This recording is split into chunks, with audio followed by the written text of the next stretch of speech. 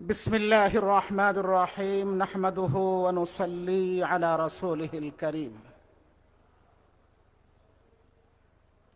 أما بعد فأعوذ بالله من الشيطان الرجيم. بسم الله الرحمن الرحيم. يا أيها الناس اتقوا ربكم الذي خلقكم من نفس واحدة وقال رسول الله صلى الله عليه وسلم المؤمن من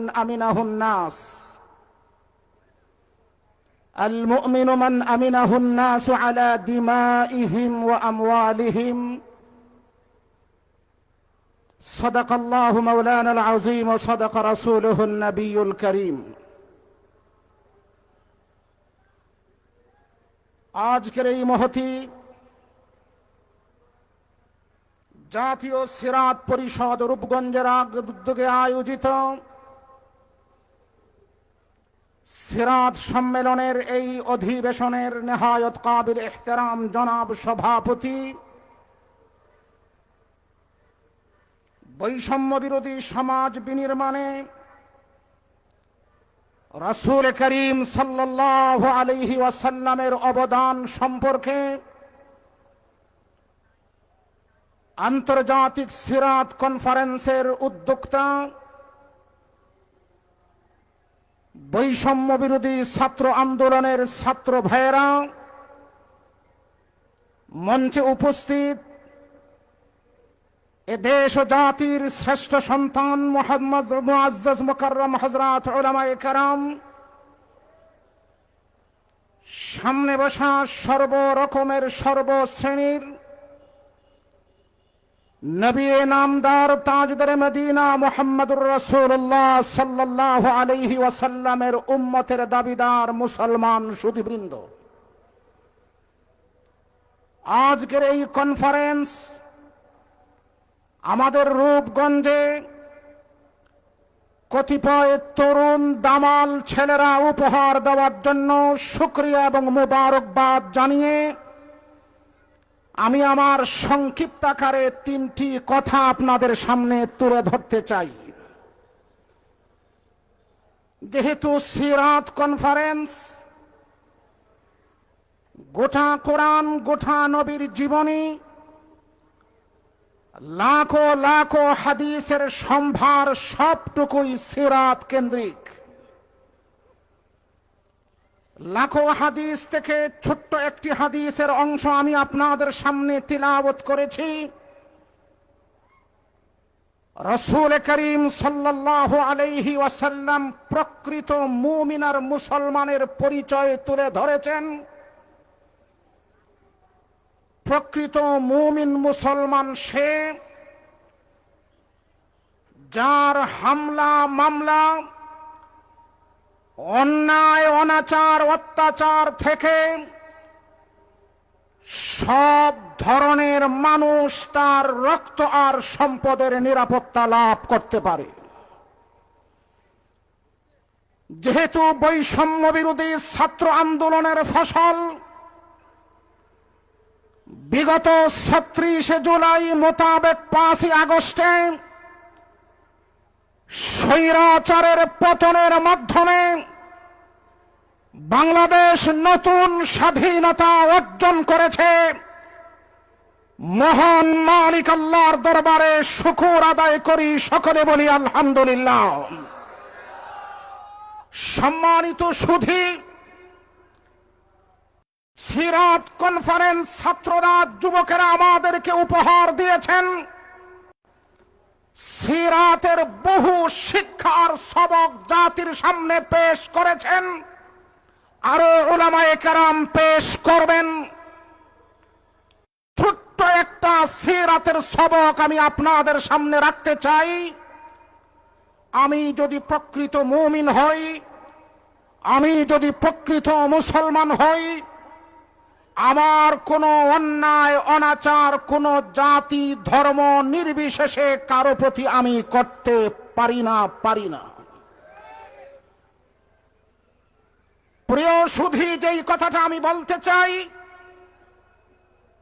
ধর্মের ভিত্তিতে কোনো জাতি ধর্মের উপরে হামলা করা, লুট করা, কারো বাড়ি ঘরে আগুন দেওয়া, কাউকে অন্যায় অপরাধ জুলুম করে নির্যাতন হামলা মামলা দেওয়া নবী মুহাম্মদুর রাসূলুল্লাহর উম্মতের বৈশিষ্ট্য হতে পারে না, পারে না, পারে না।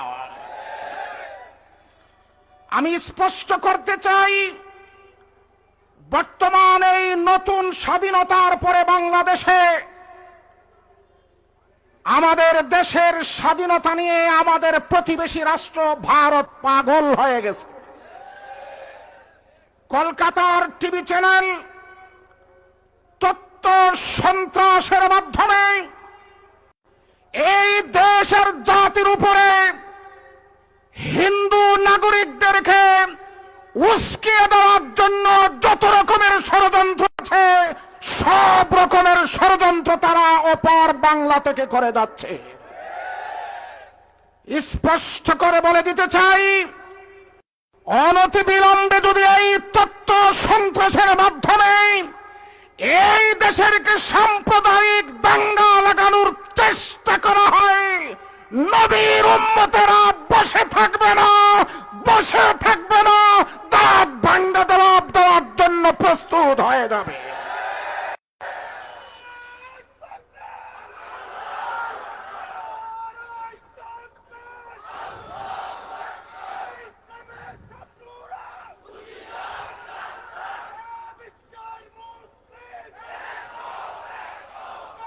সংগ্রামী সাথী ও বন্ধুগণ, বিগত দুর্গা পূজায় দেখা গিয়েছে 90 থেকে 92% মুসলমানের বাংলাদেশে বৈষম্য বিরোধী ছাত্র আন্দোলনের নেতা এবং কর্মীগণ, কওমি মাদ্রাসার আলেম এবং ছাত্রগণ, রাজনৈতিক দলের নেতৃবৃন্দ জামাই আদরে তাদেরকে দুর্গা পূজা করার সুযোগ দেওয়া হয়েছে।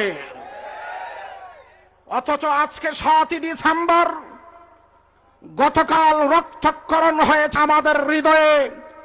1992 সালের 6 ডিসেম্বর আমাদের প্রাণের অস্তিত্বের জায়গা বাবরি মসজিদকে তারা ভেঙ্গে গুড়িয়ে দিয়েছিল। কিন্তু আমাদের এই শাহজালালের বাংলাদেশে সাম্প্রদায়িক সম্প্রীতি রক্ষা হয়। হিন্দু নাগরিকরা আমাদের প্রতি হিসাবে সম্মান করি, সহযোগিতা করি।